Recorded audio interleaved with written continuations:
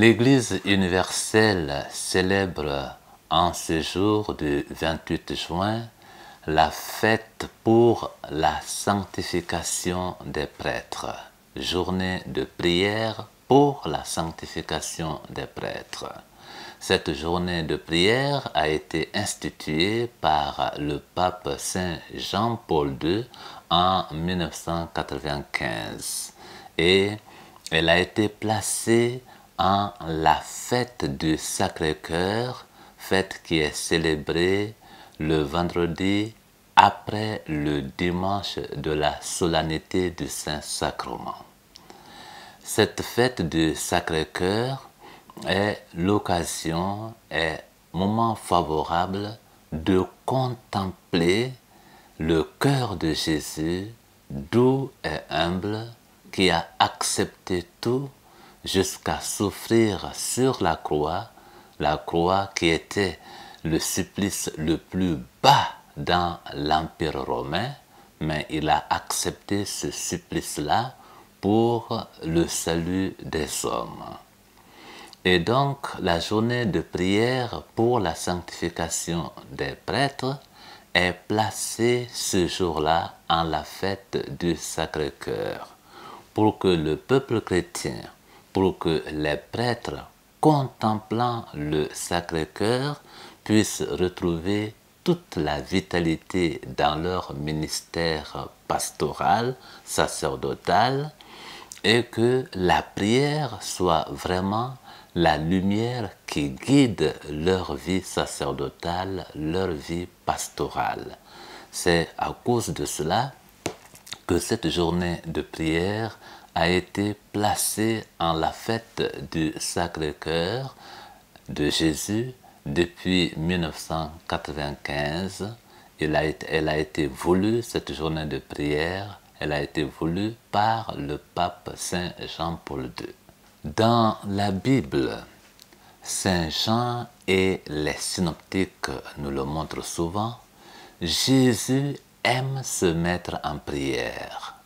Il aime se retirer dans la montagne, dans les lieux déserts pour prier, pour rester à l'écoute de son Père afin qu'il puisse comprendre sa mission qui lui est confiée, le salut du monde, et l'exécuter conformément à la volonté de son Père.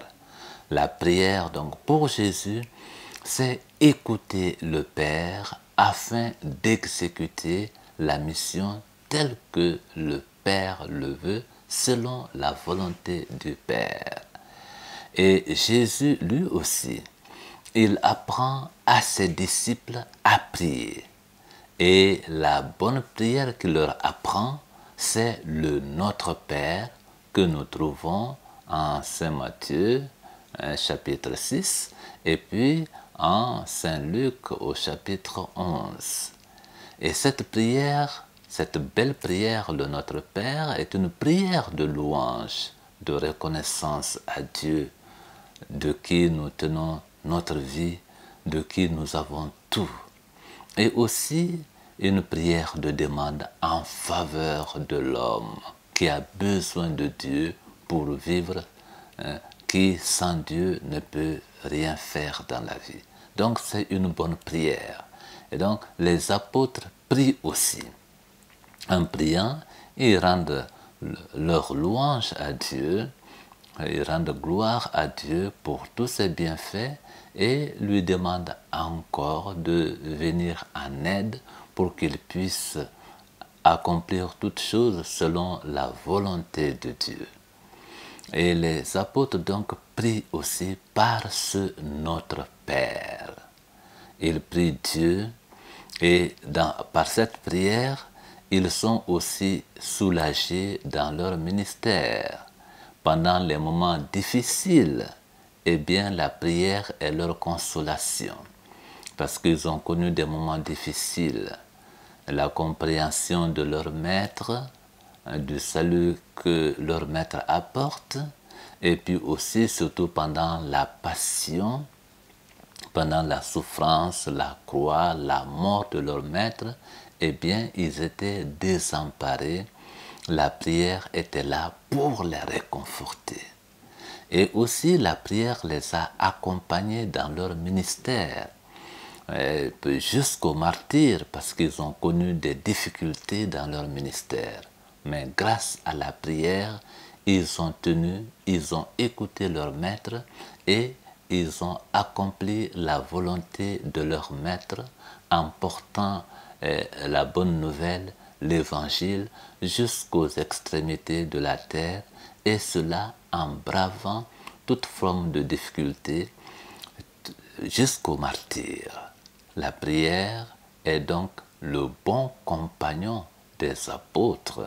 Et dans la Bible, c'est le bon compagnon de notre Seigneur Jésus-Christ. C'est elle qui soutient dans le ministère, c'est elle qui permet de comprendre Dieu et alors d'accomplir toutes choses selon la volonté de Dieu. Il est donc normal de prier pour les prêtres. Le saint curé d'Ars, Saint Jean-Marie Vianney, qui a été proclamé en 1929 par le pape Pie XI comme le patron de tous les curés de l'univers, ce saint curé d'Ars disait qu'il faut prier pour les prêtres, parce que de leur sainteté dépend la sainteté de beaucoup de fidèles.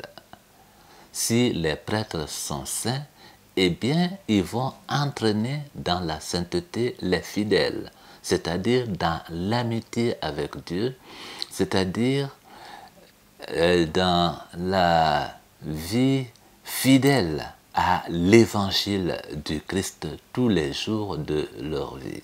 Parce que eux, ils sont les guides spirituels du peuple. C'est eux qui sont devant, c'est eux qui montrent la voie de Dieu. Alors quand ils transmettent bien cette voie de Dieu, eh bien les fidèles sont épanouis et ils peuvent retrouver cette voie de Dieu et reproduire la parole de Dieu, la volonté de Dieu dans leur vie. C'est pourquoi le saint curé d'Ars, le patron de tous les curés, demande de prier pour les prêtres. Il est bon de prier pour les prêtres. Et que c'est bon qu'il y ait toujours des prêtres. Parce qu'ils rendent présent Dieu dans la vie des hommes. Le saint curé d'Ars disait, laisser une paroisse 20 ans, c'est très dangereux parce qu'on y adorera des bêtes. C'est pour montrer combien la présence des prêtres est importante dans la vie des hommes. Ils manifestent, ils rendent présent la vie de Dieu, la vie spirituelle. Les hommes ont toujours tendance à s'égarer en s'éloignant de Dieu. Il faut des gens, des hommes, et donc les prêtres pour ramener toujours les hommes à cette vie de Dieu, à vivre avec Dieu, Dieu qui ne veut que le bien pour l'homme. Et c'est pourquoi donc il faut prier pour les prêtres, il faut prier qu'il y ait des prêtres et que ces prêtres-là fassent toujours voir le visage de Dieu parmi les hommes, afin que les hommes puissent vivre de Dieu, puissent vivre selon les commandements de Dieu. Et les commandements de Dieu sont sans erreur parce que Dieu est saint et tout ce qu'il veut pour l'homme, c'est une vie de sainteté, une vie toute faite de paix, de bonheur.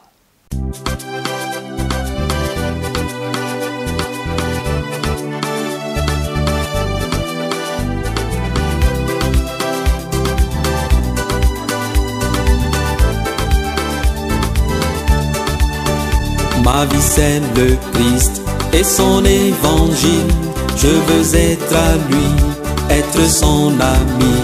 Je lui donne ma vie, tout ce que je suis, car il m'a aimé et m'a racheté. Ô Seigneur, accueille-moi, car tu es mon roi. Oh, quelle joie d'être toujours à toi. Ô Seigneur, accueille-moi, car tu es mon roi. Oh, quelle joie est toujours à toi. Il faut prier pour les prêtres parce que leur vie, leur ministère est noble mais exigeant. Le pape Benoît XVI, dans sa lettre aux prêtres donnée pendant l'année consacrée au sacerdoce, l'année 2009 était l'année sacerdotale, et le pape Benoît XVI a écrit une lettre très charmante, très affectueuse aux prêtres pour les encourager à bien accueillir cette vocation sacerdotale et à bien vivre cette vocation sacerdotale selon le dessein de notre Seigneur Jésus-Christ, c'est-à-dire faire l'effort d'harmonisation entre la vie de leur ministère et puis leur qualité de ministre, qu'ils soient des témoins dans leur vie. Ce qu'ils vivent comme ministres, eh bien, que ce soit ce qu'ils célèbrent dans l'Eucharistie, ce qu'ils célèbrent à travers les sacrements.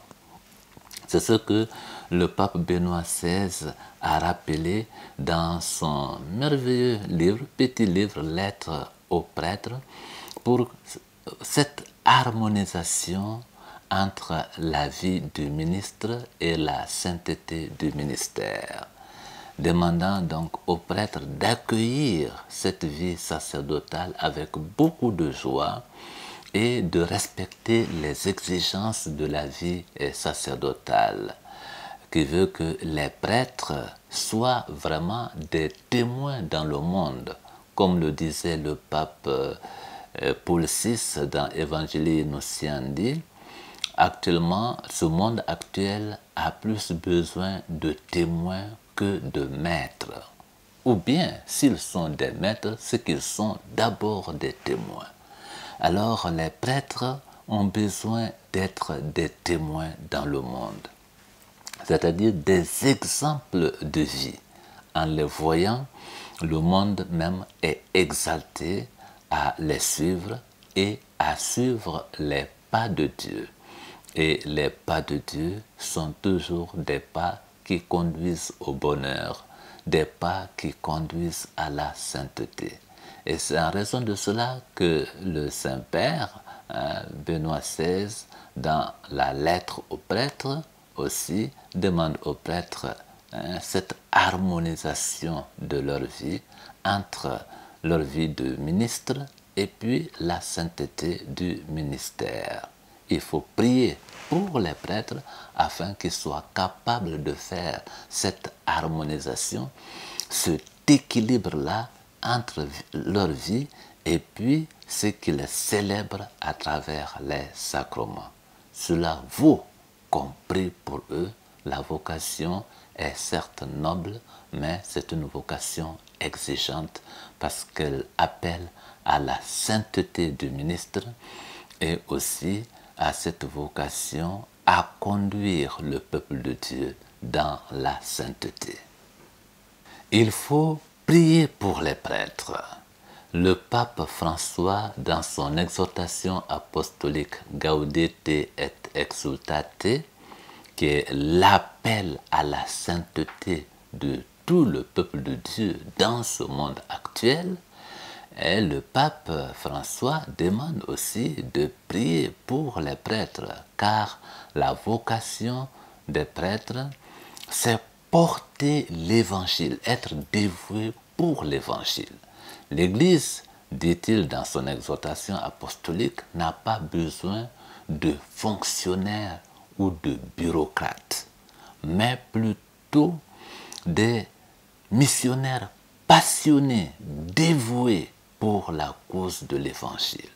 Et c'est le travail des prêtres d'être des missionnaires passionnés pour la cause de l'évangile, la cause de la parole de Dieu. C'est porter la parole de Dieu, être généreux pour l'annonce de la parole de Dieu, comme nous l'ont montré les apôtres. Les temps étaient difficiles au début du christianisme, parce que le christianisme n'était pas compris et n'était pas accepté dans l'Empire romain. Mais, fidèles à la parole de Dieu, ils ont transmis cette parole de Dieu jusqu'aux extrémités de la terre. Ils sont arrivés jusqu'à Rome, la grande ville païenne. L'apôtre Paul est allé jusque chez les gentils, c'est-à-dire les coins les plus éloignés de l'époque où le trafic n'était pas possible, où les routes n'étaient pas bonnes. Mais à cause de la force de sa vocation, eh bien, il est allé porter la bonne nouvelle partout dans le monde. C'est ce qu'on demande aux prêtres, d'être généreux, d'être dévoués pour la cause de l'évangile. Aller dans la périphérie, c'est une expression qui plaît beaucoup au pape actuel, pape François. Il faut aller dans les périphéries. Il ne faut pas s'asseoir dans les bureaux, dans ses habitudes d'évangélisation. Il faut sortir pour chercher le peuple de Dieu, pour porter l'évangile. Et donc, il faut prier pour les prêtres pour cela, pour incarner cette générosité-là, pour incarner ce dévouement à porter l'évangile partout et à porter à travers leur vie, car ils sont toujours appelés à être des témoins en annonçant l'évangile du Christ à tous les hommes. Il faut prier pour les prêtres afin qu'ils soient des amis du Christ, c'est-à-dire afin qu'ils soient des saints, et que les prêtres eux-mêmes soient amis entre eux, c'est-à-dire qu'ils manifestent la sainteté dans leur vie les uns par rapport aux autres, afin qu'ils incarnent cette sainteté du Christ, doux et humble, qui est passé partout en faisant le bien. Le rôle du prêtre, c'est être un autre Christ dans ce monde, au milieu des hommes et des femmes de ce monde-là. C'est à cette exhortation qu'aboutit le livre que je propose aux prêtres et aux fidèles, au peuple de Dieu, ce livre intitulé « L'amitié sacerdotale ». Par l'amitié sacerdotale, que les prêtres eux-mêmes sachent se soutenir en se voulant du bien, en montrant les uns et les autres le chemin du Christ, et ce chemin du Christ qui est toujours un chemin de bonheur, un chemin qui conduit au bien, un chemin de sainteté, et par cette amitié aussi qu'ils puissent montrer au peuple saint les fidèles de Dieu, afin qu'eux aussi ils rencontrent Jésus-Christ, parce qu'à travers le prêtre ils voient Jésus-Christ. C'est cela le but de l'amitié sacerdotale, cette amitié entre les prêtres et cette amitié avec le peuple de Dieu. Quand cette amitié est bien vécue, eh bien le travail pastoral ne peut que réussir. Alors il faut prier pour les prêtres pour qu'ils incarnent cette amitié du Christ. Lui-même, il nous l'a dit, vous n'êtes plus mes serviteurs, vous êtes mes amis. Car tout ce qu'il a appris de son Père, il a fait connaître à ses apôtres. Nous sommes donc des amis du Christ, c'est-à-dire que nous sommes des saints et que nous devons nous entraîner dans cette vie de sainteté, entre prêtres certes, mais aussi avec le peuple de Dieu. Fructueuse journée de prière pour la sanctification des prêtres.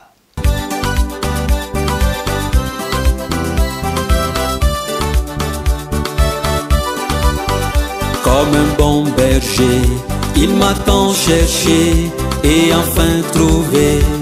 Je suis comblé, je veux le louer, je veux l'acclamer, partout annoncer qu'il est la la vérité. Ô Seigneur, accueille-moi, car tu es mon roi. Oh, quelle joie d'être toujours à toi. Ô Seigneur, accueille-moi, car tu es mon roi. Oh, quelle joie d'être toujours à toi. Oh, oh, oh, oh, oh, oh,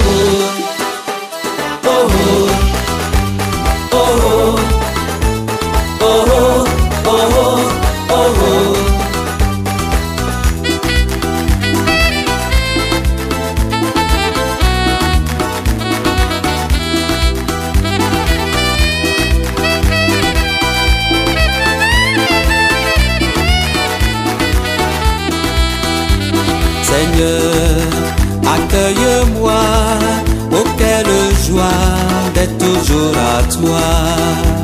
Seigneur, accueille-moi, oh quelle joie d'être toujours à toi. Seigneur, accueille-moi, oh quelle joie d'être toujours à toi. Seigneur, accueille-moi, oh quelle joie d'être toujours à toi.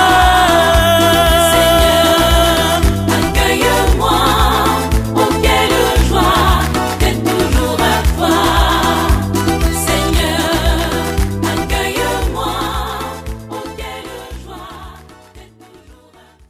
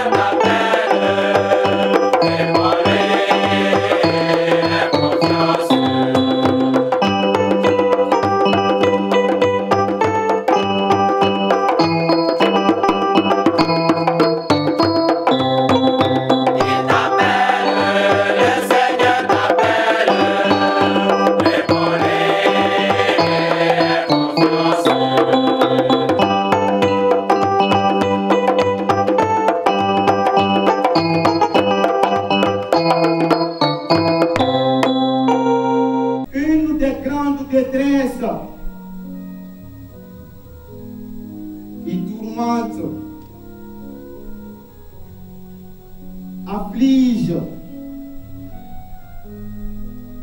attriste et angoisse aujourd'hui l'Église au Mali est l'enlèvement de la sœur Cecilia Gloria.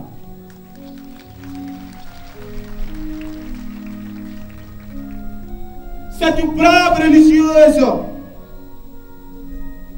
de la congrégation des franciscaines, missionnaire de Marie auxiliatrice, originaire de la Colombie,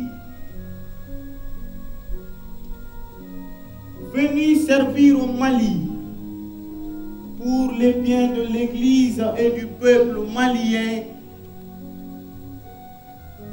a été enlevé par des terroristes insensés et inhumains depuis le 7 février 2017 à Karangasso, diocèse de Sikasso. Seigneur, toi qui as fait sortir les Hébreux du pays de l'esclavage, toi qui es venu apporter la délivrance aux captifs, toi qui as sauvé Jérémie de la boue et Daniel de la gueule du lion, toi qui as envoyé ton ange guider l'apôtre Pierre hors de sa geôle, nous t'en supplions. Touche le cœur des ravisseurs de la sœur Cecilia Gloria et accorde au plus vite à notre sœur d'être libérée et de pouvoir revenir dans sa communauté. Nous te prions également pour tous les autres otages à travers le monde.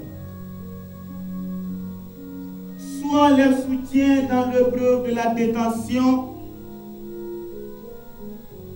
et accorde-leur d'être libérés et de revenir dans leur famille au plus vite. Bénis et soutiens les différentes familles éplorées. Bénis la communauté religieuse de la sœur Cecilia Gloria. Bénis l'Église du Mali. Bénis le Mali. Amen.